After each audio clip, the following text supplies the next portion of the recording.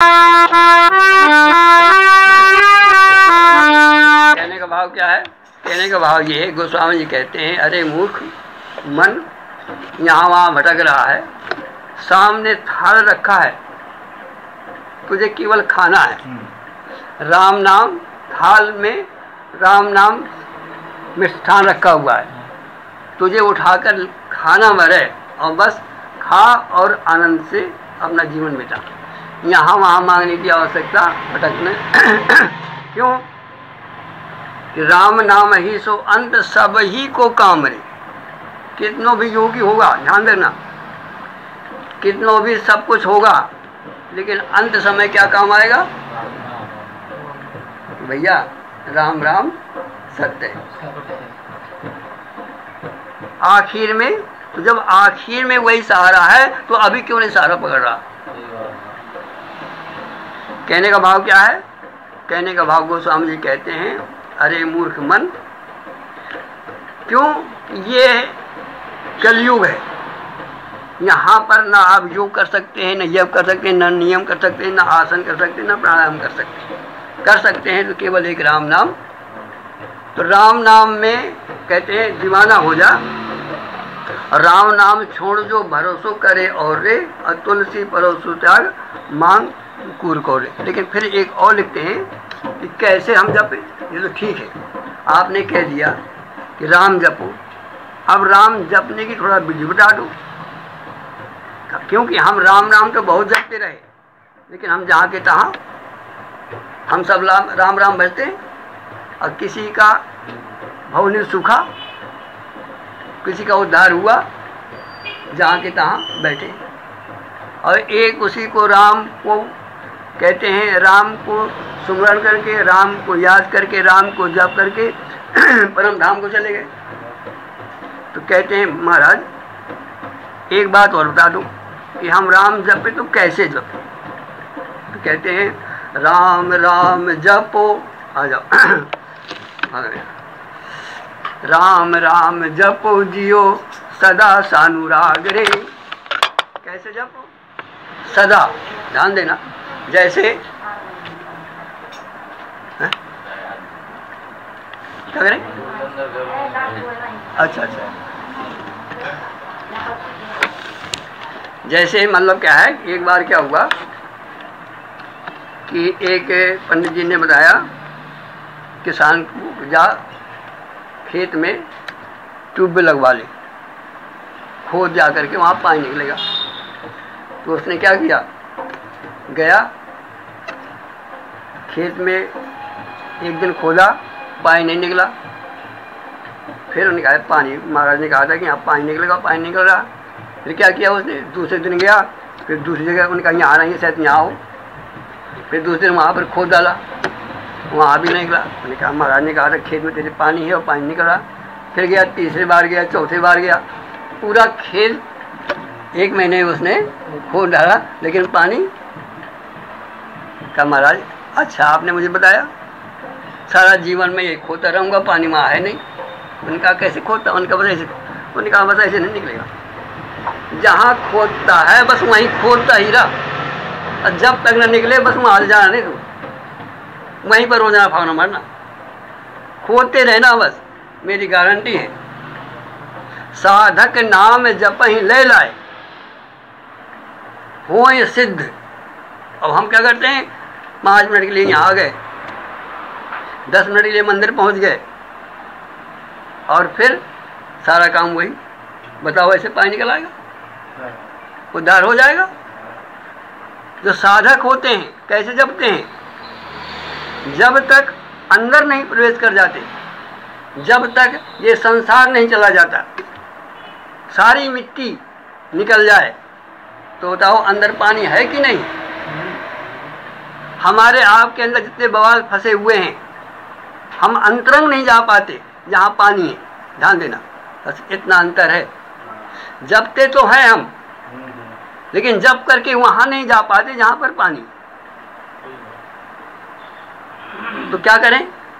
बस दीवाना बन जाएं, और जब तक हमारे देह का भान न चला जाए, इसके लिए कहते हैं सूत्र है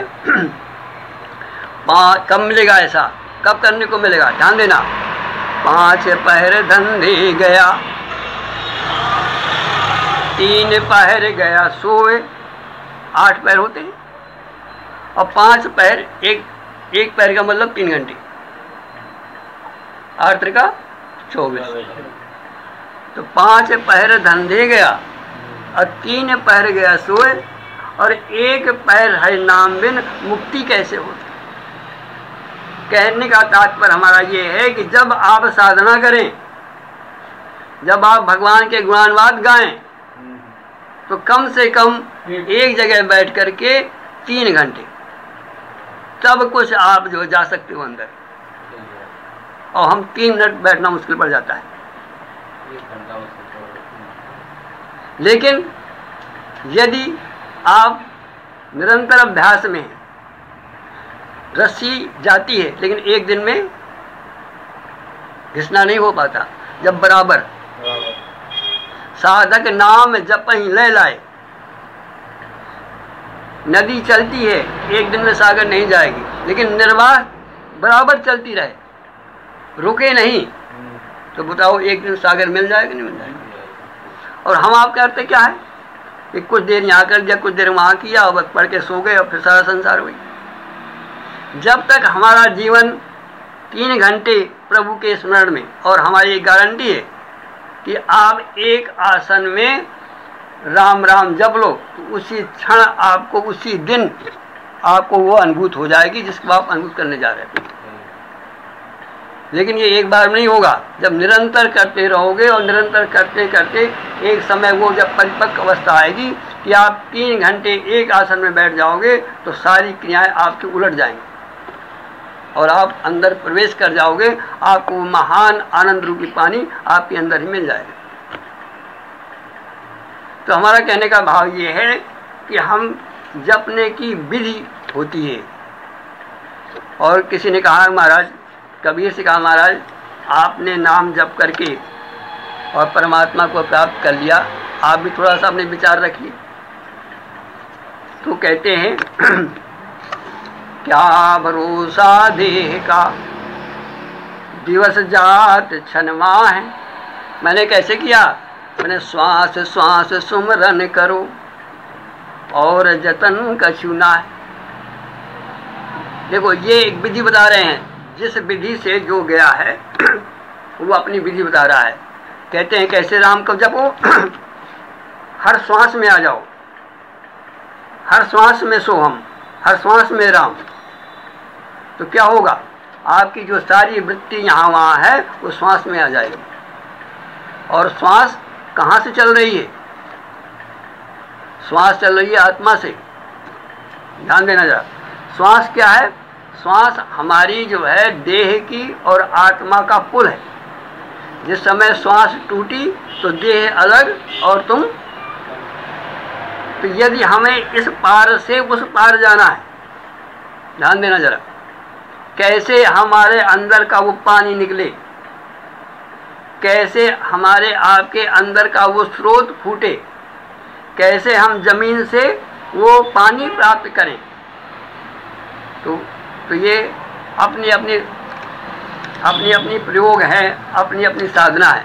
आचार्य रजनीश कहते हैं कि बस तुम श्वास में जो है बैठ जाओ और हर श्वास में राम बोलो, तो श्वास जहाँ से जा रही है वहाँ तुम पहुँच जाओगे। जैसे पुल नदी में हो और एक सिरे से चढ़ो तो बताओ दूसरे सिरे पहुँच जाओगे ना पहुँच जाओगे। तो एक ये भी मतलब ध्यान की साधना की एक विधि है जिसने कबीर ने ये पाई कि क्या भरोसा देह का, दिवस जात क्षणमाए, और श्वास श्वास सुमरन करो। और हमारे और जो महान संत हुए, कैसे आप उस राम को पाओगे जो तुम्हारे अंदर बैठा है, कैसे उसके अंदर जाओगे। तो कहते हैं, विधि कहते हैं, कर मुख ते बहुत के जपें। हम आप सब अभी मुख से राम राम कहा ने कहा, तो कहते हैं ये तो बहुत से कहते हैं, और हाथ ताली बजाकर भी बहुत से कहते हैं, माला लेकर के बहुत कहते हैं, दुनिया में बहुत से मिल जाएंगे। लेकिन इन बहुतों में सबको नहीं प्राप्त होता। लेकिन ये विधि कोई खराब नहीं, अच्छी बात है। कर मुख के बहुतक जपें और श्वासा बिरला को। कहने का भाव क्या है? हमारा कहने का भाव ये है कि यदि आप अपने अंदर के राम को पाना चाहते हैं तो कैसे पाएं? जैसे हमारे मनीषियों ने पाया। तो कहते हैं भैया कर मुख से बहुत दिन हो गए, अच्छी बात है। अब कहते हैं कर और मुख जो है अब बंद कर दो। फिर क्या करो? पहले तो कर से जपो और जब ऊब जाए तो हाथ धर दो, माला धर दो। फिर क्या करो? कर मुख से बहुतक जपें और फिर कर दो श्वासा में आ जाओ। बैठो, भागो नहीं, 3 घंटे ध्यान देना। हमें एक आसन में बैठ करके, एक समय बैठ करके 3 घंटे बिताना है। और जिस दिन हमारा आपका ये संकल्प हो जाएगा उस दिन हमारे संतों की, महान पुरुषों की ये गारंटी है कि राम मिल जाएगा। कहते हैं क्या करो?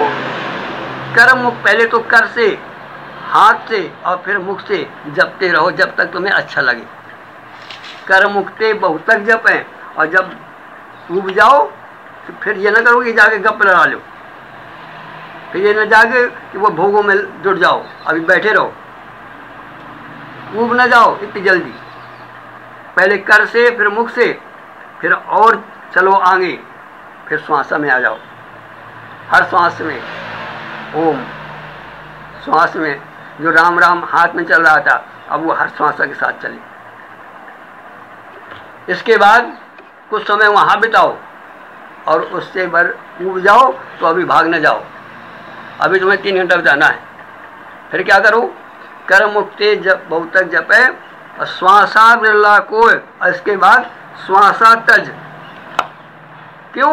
ये सहारे हैं। जैसे बच्चा क्या होता है, जब उसको आगे बढ़ना होता है तो पहले बच्चा पीठ के बल लेटता है, और फिर जब बढ़ता है तो फिर उलटने लगता है, और उलट करके फिर जब और बड़ा होता है तो फिर वो बैठने लगता है, और बैठ करके फिर घिसटने लगता है, और घिसटने के बाद फिर खड़ा हो करके पकड़ के चलता है, और फिर धीरे धीरे वो पकड़ का भी वो छोड़ जाता है और नंगे पैरों भाग जाता है।